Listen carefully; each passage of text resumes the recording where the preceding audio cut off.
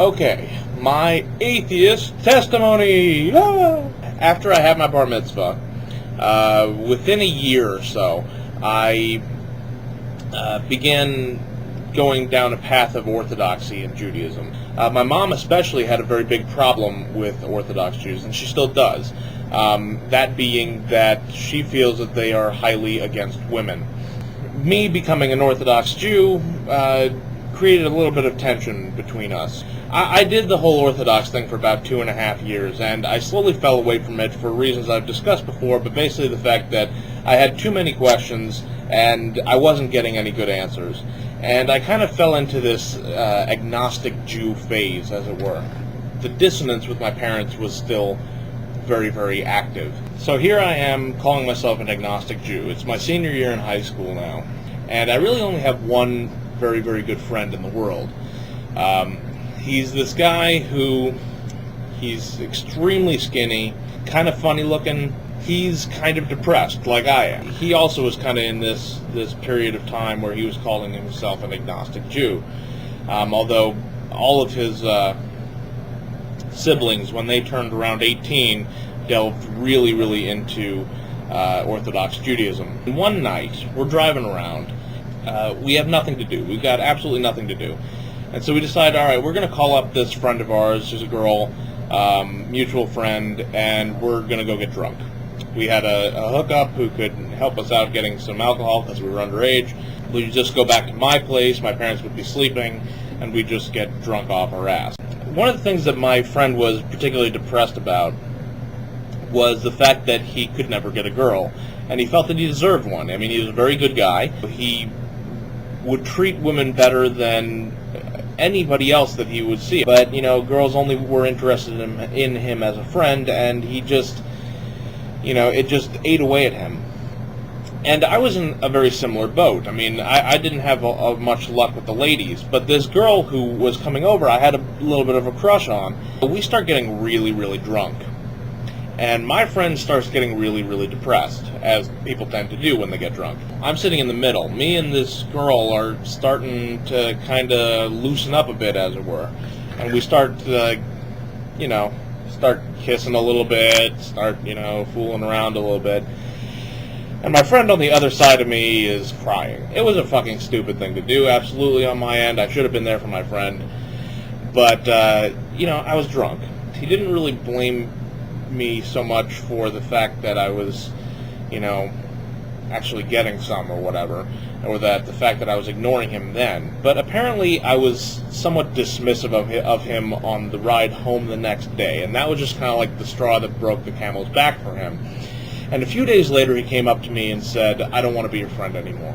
It destroyed me. I mean, it really, really destroyed me, because he was the only person that I had in the world that knew me well, and that I trusted, and that I felt close to. And so finally one night, it's New Year's Eve, and we're all at a party. We all have the same friends, and the whole time I'm there being a schmuck trying to talk to him. I'm trying to work things out with him, try to talk to him about it, whatever.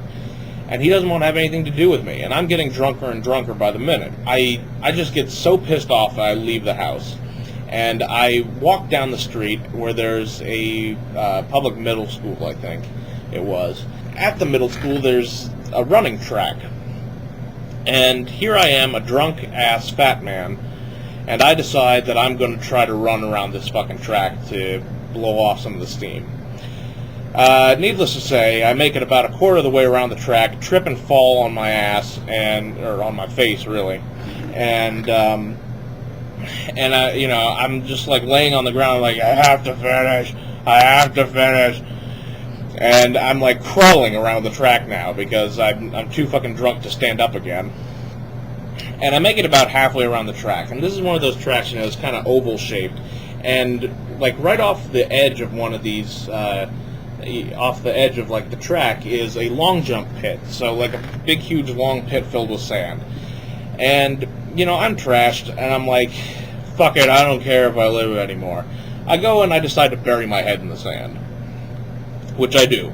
And it actually felt quite good, because the sand was very cold, and it was, I don't know, it felt nice. But I just didn't give a shit. I don't know how long I had my head under the sand, but I didn't die, obviously. And eventually I pulled my head up, and I looked back towards the entrance to the field that I was in. And there was somebody waiting for me, looking at me. I guess somebody from the party had noticed that I had left and was, trying to figure out where the hell I had gone. So I'm like, well, shit. I don't want to kill myself if somebody's watching. So I get up, and I start heading back towards the thing, and they leave beforehand, because they know that I don't really want to talk to anybody right now. And on the way back towards the party house, I just kind of fall down on somebody's front lawn. I'm crying my eyes out, and I'm just breaking down. And, the thing is that in my entire life, I may have believed in God. I never really had any reason to question God.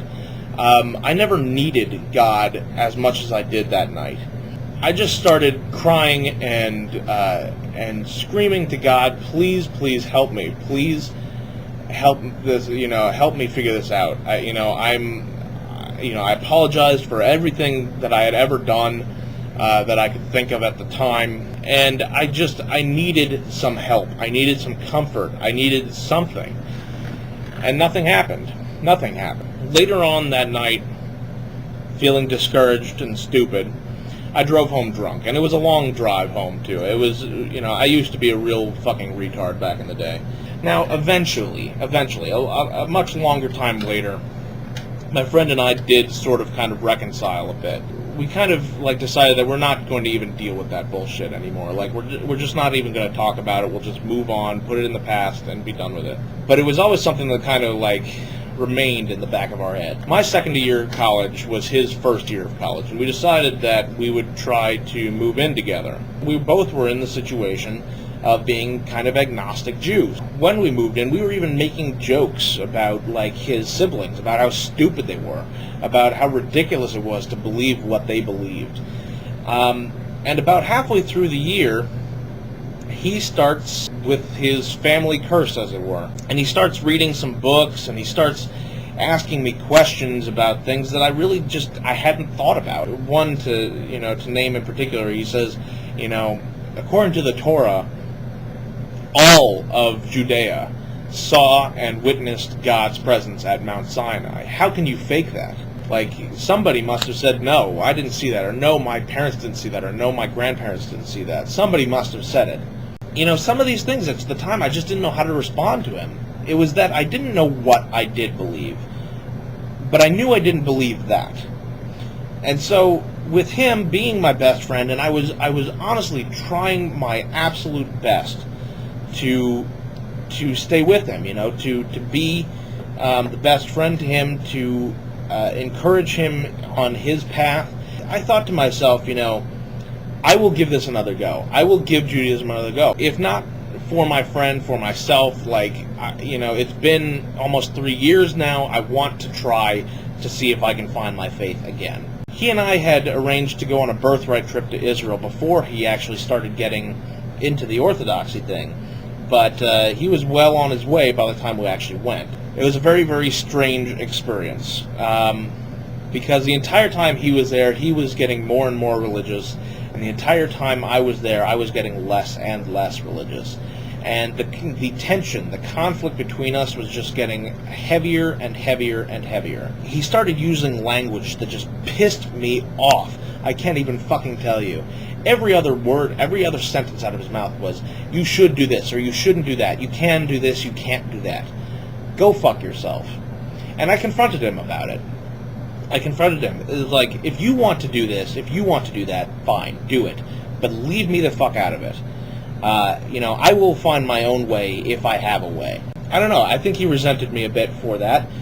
And by the end of the trip, I just wanted to go home. I enjoyed my experience there. I had a good time, but I just wanted to be fucking home. I had my girlfriend at the time, who is now my wife. I just wanted to go home to her and be with her and be done with this crap. What wound up happening was I developed a sense of resentment for my friend because of the path he was choosing and the reasons he was choosing it. But what it did force me to do was, because I wanted to be his friend, it forced me into the position of having to figure out what it is that I do believe. And I had to educate myself. I had to go through and figure this shit out. I had to ask myself the tough questions.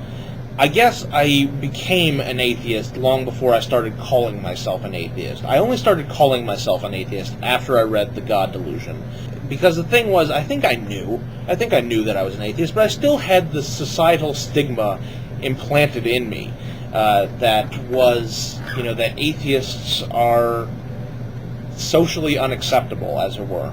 After I read that book, I just said, you know what, fuck it. I am who I am. I'm proud to be who I am because I have achieved this. I have educated myself, and I am proud of the fact that I know what I believe and I can back up what I believe. And that is why I became an atheist, and that is my atheist testimony. So there. I hope you enjoyed it.